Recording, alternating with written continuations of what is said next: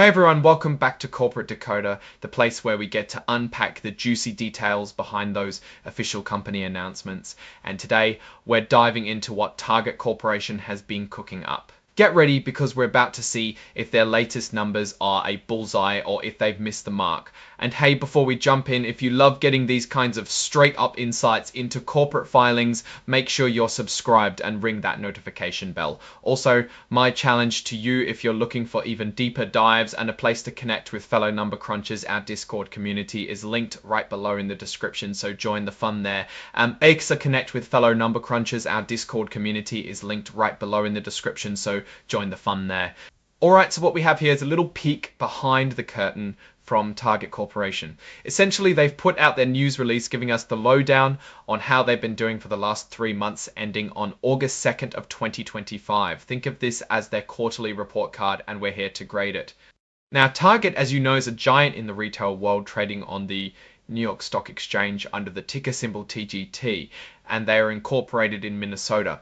Their stock is what we call common stock, and it's been around for a while, which tells us it's a pretty established company. When we look at a company's performance, especially a retailer like Target, the most important thing is how much money they are actually making and how they are managing their expenses.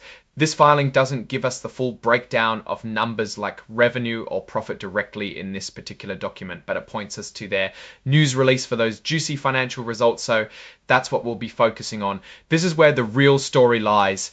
While the phone number might tell you how to reach them, it doesn't tell us much about their business health. What does tell us something is the actual financial performance reported in that news release. So on August 20th, 25, Target dropped a bombshell of information about their financial performance for the quarter ending August 2nd. We need to see what those numbers actually say about their business.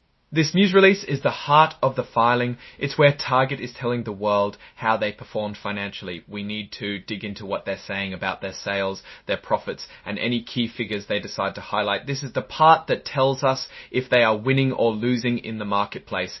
So let's imagine we are looking at that news release. We want to know if sales are up, if they are making more money than before, and if they are managing their operations efficiently. If sales are down, it might mean fewer people are shopping there, or people are buying less when they do shop. If profits are down, it could be because costs went up or they had to lower prices. Let's hypothesize what we might find within that news release to get a feel for the story. We'd be looking for things like total revenue for the quarter. If it's higher than last year, that's generally good, showing people are still choosing Target. We'd also be keenly interested in their earnings per share, or EPS. This is a key indicator of profitability for shareholders, showing how much profit is allocated to each outstanding share of common stock. If EPS is up, it's a positive sign for the company's financial health. We'd also want to see their inventory levels. For a retailer, inventory is like gold, but too much can be a problem, tying up cash and risking obsolescence. Are they selling through their stock efficiently, or are they sitting on a lot of unsold goods? Perhaps they mention comparable store sales, which is a really important metric for retailers. It measures sales performance in stores that have been open for at least a year. If this number is positive, it means existing stores are performing better, which is a sign of underlying strength. A negative comparable store sales figure would raise a red flag suggesting that their core business might be struggling. We also need to consider what they are spending money on. Are they investing in new stores, technology, or marketing? Understanding their expenses gives us insight into their strategy for future growth.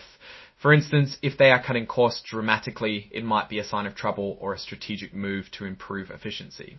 It's also crucial to understand the environment Target is operating in. Are competitors like Walmart or Amazon doing better or worse? What is the overall consumer spending trend? If consumers are spending less overall due to economic conditions, then Target might still be performing well relative to the market, even if their numbers aren't spectacular. Now, looking at these results more broadly, Target's performance usually hinges on their ability to manage a vast supply chain, attract shoppers with compelling merchandise and pricing, and adapt to the ever-changing retail landscape. They've been making noise about expanding their own brands and focusing on their digital presence, which are smart moves in today's market. We'd be looking for evidence in these numbers that these strategies are paying off.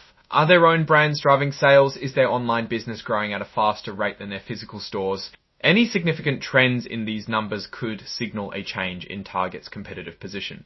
For example, a sustained drop in comparable store sales might indicate that shoppers are increasingly opting for online retailers or competitors who offer lower prices. Conversely, strong growth in a particular category like home goods or apparel could highlight a new area of strength for the company. We also need to be mindful of any management commentary that might accompany these results. Are they optimistic about the future? Are they addressing any challenges head on? Management's tone and outlook can often be as important as the raw numbers themselves. What's really important is to see if these reported numbers are consistent with what we might expect from a company of Target stature and in the current economic climate. Are they beating expectations, meeting them, or falling short? That context matters a lot. For example, if they report a 5 sales figure but everyone expected a decline, then that could be seen as a win. Finally, they've also included this interactive data file in XBRL format. Think of this as a standardized digital way of presenting all their financial information, which makes it easier for analysts like us to crunch the numbers and compare them across different companies and different time periods. It's the digital backbone for understanding the financial disclosures. So to sum it up, this filing really just points us to the news release for the actual financial meat of the report. But that news release is where the story of Target's recent performance is told. We're looking for clear indicators of sales growth, profitability, and how well they are managing their operations in this highly competitive retail environment. Now, looking at Target's performance overall, as of this filing date, it seems they are navigating a complex retail environment. While we don't have the exact figures here, the fact that they are issuing this report suggests they are meeting their public disclosure obligations. Their strength has traditionally been in providing a convenient one-stop shop with a good mix of owned brands and national brands. A key risk for them remains intense competition, not just from other big box retailers, but increasingly from online giants and specialized niche players. Opportunities likely lie in further enhancing their digital capabilities, optimizing their supply chain for faster delivery, and continuing to build out their popular private label brands, which often command higher profit margins. Alright, that's our initial decoder on this Target Corporation filing based on what it points us to. What are your thoughts on how a company like Target usually performs in this kind of economic climate? Drop your insights and predictions in the comments below. If you found this breakdown helpful, give it a thumbs up and please subscribe for more discussions. Thanks for watching and we'll see you in the next decode.